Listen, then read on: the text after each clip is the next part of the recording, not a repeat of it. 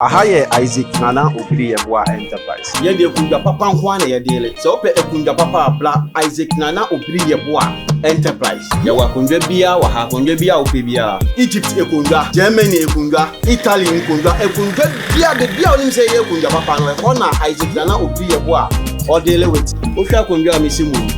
Na wangasa ofia kunja la we Egypt enye China de ni. Eye Egypt akunja. We share bia no class de bia nete e bia papa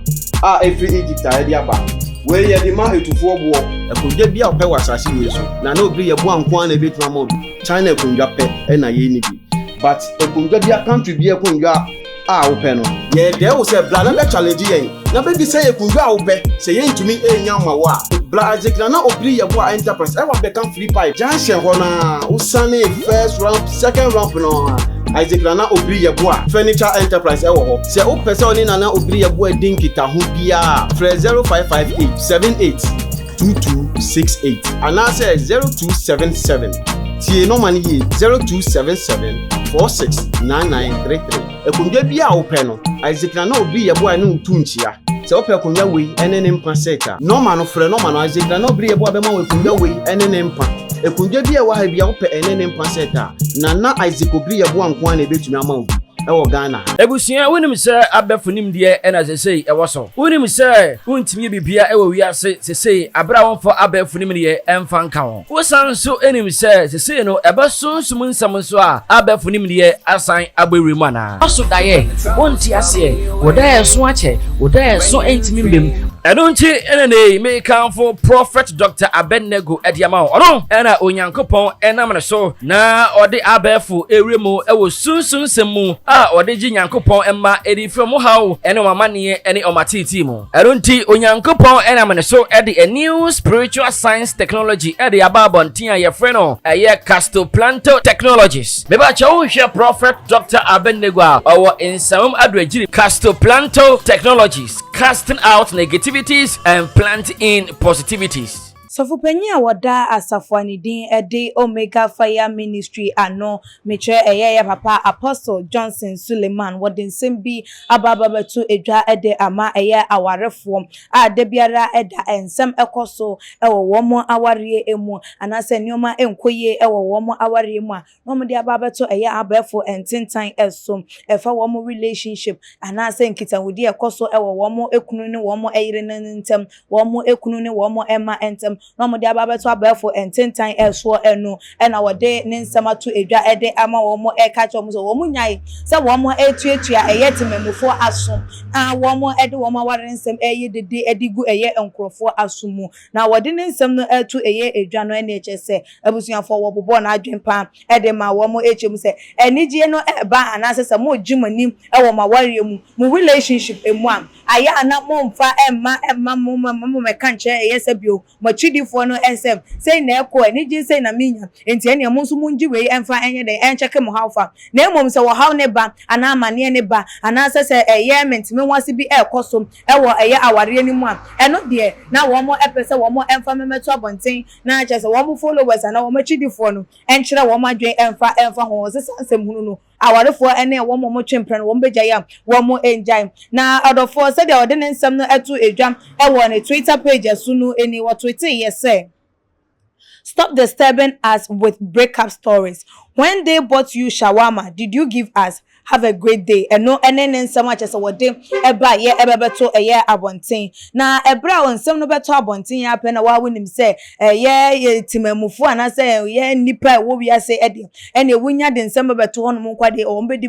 dikodi na wo mahunu de etuamu no matimi akire wo de enti nipa yi wo kasa nsem we ana say de nam so ama eye comment we efri sofo panyi yi anumu ede eba. Mo be ka ye nche ye bia ena eye chacha ike fani wadi ensem bibebetu edwa SM na wari awowo for over years now, I think 9 years or so. No enya de se wobetimi ayeden atwa eye eso ebiem although so woni ne kunu no ewo eye ememu en9 nansu ni nyina mu no wojai eye aware ne sanso better say wobefiri aware no ase asundwe mu dan say na busuanfo ebebe abefa eye ne funu obi eye kura de chopper magana fo ene ebiem so na chidifo ese omo emfa nche no se dan da wotwa entro so ewo abefo ntentan no eso ede ema eye wo mo na saa ensem we nkwankwadan che ni kunu krampo be responde se wono wontene ne nsa ewo ba bia so da na nya de nso se wo betene ne nsa ewo ba bi eso anase enkampo chese ne yire enti ensem no de se de ebobo ede eba ne na se de ekon nyame enkwa enenim the end will justify the means na eno nkwankwadan che anche within some days now and a year JJC skills and so ede ne de ebebeto eye abonte meche eye funke ai akindeli meche ye nuaba Jennifer's diary wono so ni kunu ede ne de ebebeto eye abonte am wo chire mu SM one na yere no so no wo mo air party eye ways because eye for 2 years ago and 2 years now wo mo try so wo mo be resolve eye wo mo issues at hand then so e kam yakwakoye sem wo kun na wo mo ekun edcc eye aware ne ensem no enya de se eko eye ede amamo a this 3 months ni no krampo no na yire no ama no apake ne nioma ede afri eye efie ewo no ma chese or try the possible best said yanko sebio or ni funke ya na Jennifer ebetimi ayeden atena se na wo mo etimi akọ eye adwinkom no matimi ahwe de ende ye wo matimi de ato ye na so enya de se Jennifer ema kwan ama eye nkitahudie no etimi akọ eye eso enunti wo ma eye Ghana fo ni wiase fa na nyina ehunu ese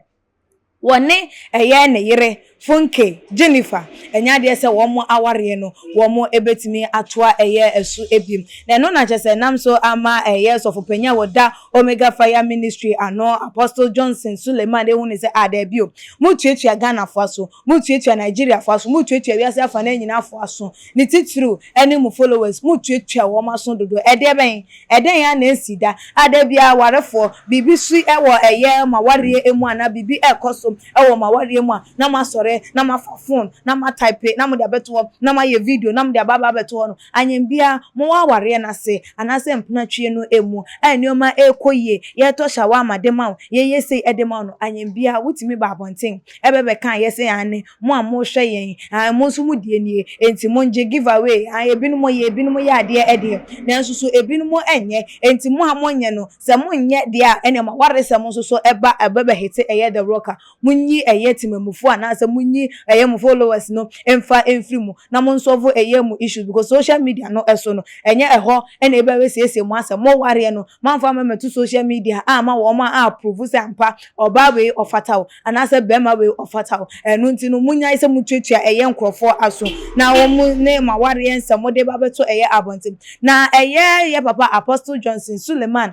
eden sim we ebetu dwa na eye dodo na ekasa enu ano no papa kasa wi se de mpanifo kan se panyi dware wi na ensuo asano eye sabepepe ne nsem ode atudwa ne de wo mo ene no eye adwen pa eye esan se ena wo behu na we yaba ena maware ya yesi wo behu na we yaba ena mekuna yemse ena meyira yemse ena sei na sei saa enso so se ede koso wa ware no enya de so wo behu se wo mo ba be kase yan ena mekuna toka mam ena mekuna yesi enti ene mo amohwame mo nsusu munyi sei enti de wo ka no eye no ano no se issues bi ba eno nti na ware no mo be ware mo won panifo e wo hono ma wo mo gina ware no any counselors e wo hono ma wo mo ehwe se aware no ebeye de wo mo beja tun se issues ba sankofo no e na mo divert emfa eye hono odofo wo hwe ye baba Apostle Johnson Suleman no so ne reactions to eye nkofo wo mo de wo mo nsem to social media eso no say na won so hu no ACF for adwenche no ebeto your comment section like your videos na share on all the social media platform no eso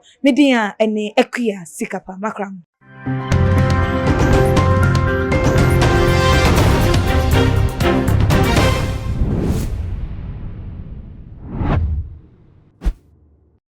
Ahaye Isaac Nana Obiri Yeboah Enterprise. Ye de kunja papa nkwa na ye de so pe ekunja papa bla Isaac Nana Obiri Yeboah Enterprise. Ya wa kunja bia wa ha kunja bia ope bia. Egypt ekunja, Germany ekunja, Italy ekunja bia de bia onim se ye kunja papa no e ko na Isaac Nana Obiri Yeboah o de le wet. O hwa kunja misimu. Na wangasa o hwa kunja la we Egypt enye China de ni. Eye Egypt akunja. We share bia no class de bia nete e bia papa every Egypt a dia ba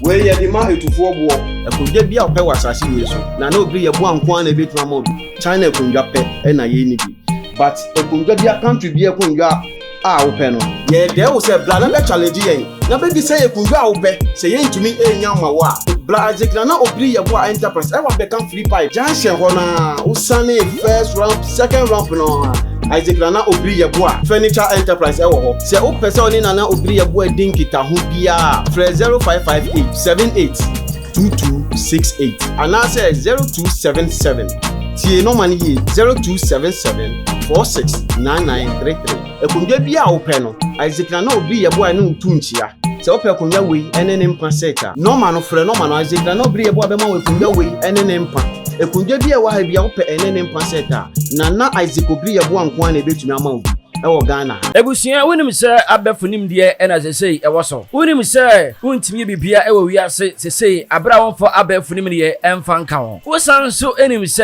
sesei no ɛbɛsonsum nsɛm so a abefo nimdeɛ asan abɛwiri mu ana aso daye wonti ase wodaye so akyɛ wodaye so entimi mbem ɛno nti ɛna ne mekanfo prophet Dr. Abednego Ediama ɔno ɛna onyankopɔn ɛnam ne so na ɔde abefo ewremu ɛwɔ sunsun nsɛm mu a ɔde gye nyankopɔn ɛma edi from how ɛne ɔmaneɛ ɛne ɔmatiti mu ɛno nti onyankopɔn ɛnam ne so ɛde a new spiritual science technology ɛde aba abɔnten a yɛfrɛ no ɛyɛ castoplanto technologies meba kyɛ wohwɛ prophet Dr. Abednego a ɔwɔ nsɛmam adoagyiri castoplanto technologies casting out negativities and planting in positivities